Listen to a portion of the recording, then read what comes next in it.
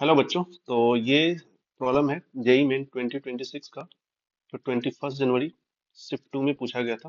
Right. तो देखते हैं क्या पूछा गया। बोला गया कि इफ 1/15c0 प्लस 1/15c1, ये एक ब्रैकेट है।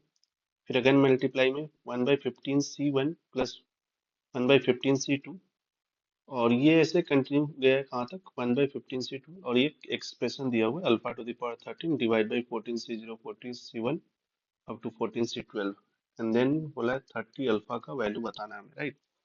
तो देखो इसमें दो कंसेप्ट यूज हो जाएंगे। प्रॉपर्टी पहली बात की तो बायनोमियल प्रॉपर्टी, बायनोमियल कोफिशिएंट के प्रॉपर्टी पे। तो एक प्रॉपर्टी ये है कि एनसीआर को हम लोग क्या यूज कर सकते हैं, N by R, N minus one C R minus one. Right. और दूसरी प्रॉपर्टी कौन सी हो जाएगी, N C R plus N C R minus one, ये कन्वर्ट होकर हो जाती है N plus one C R. Okay. तो चलिए देखते हैं।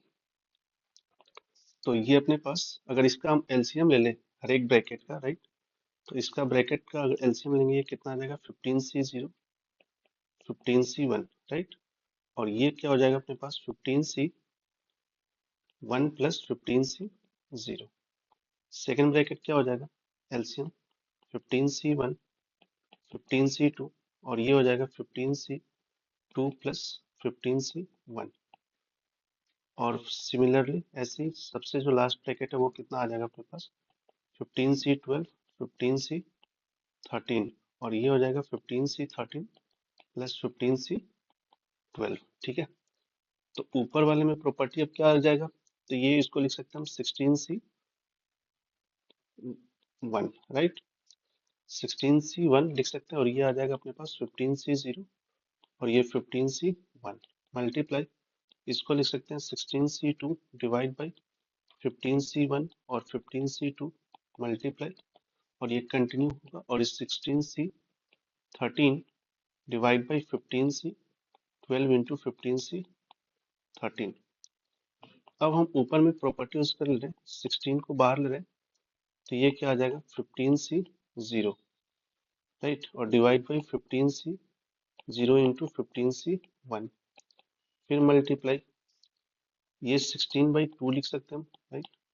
और ये क्या आ जाएगा, 15c1 divide by 15c1 multiply 15c2, और ये मल्टीप्लाई कंटिन्यू होगा, और जो सबसे लास्ट है वो कितना आ जाएगा, 16/13, और ये हो जाएगा 15c12 divide by 15c12 into 15c13। तो अब देखो क्या हो गया ना, कि ये 15c0 कैंसिल, इसमें 15c1 कैंसिल, वैसे ही सबसे लास्ट में 15c12 कैंसिल। तो अपने पास कैसा हो गया कि ये 16 डिवाइडेड 15c1 बचा, मल्टीप्लाई 16 डिवाइडेड ये 2 15c2, ये नेक्स्ट जो आएगा वो कैसा आ जाएगा, 16/3 इंटू 15c3, और ये कंटिन्यू 16, सबसे लास्ट में जो 16/13 इंटू 15c13 हो रहा है। राइट।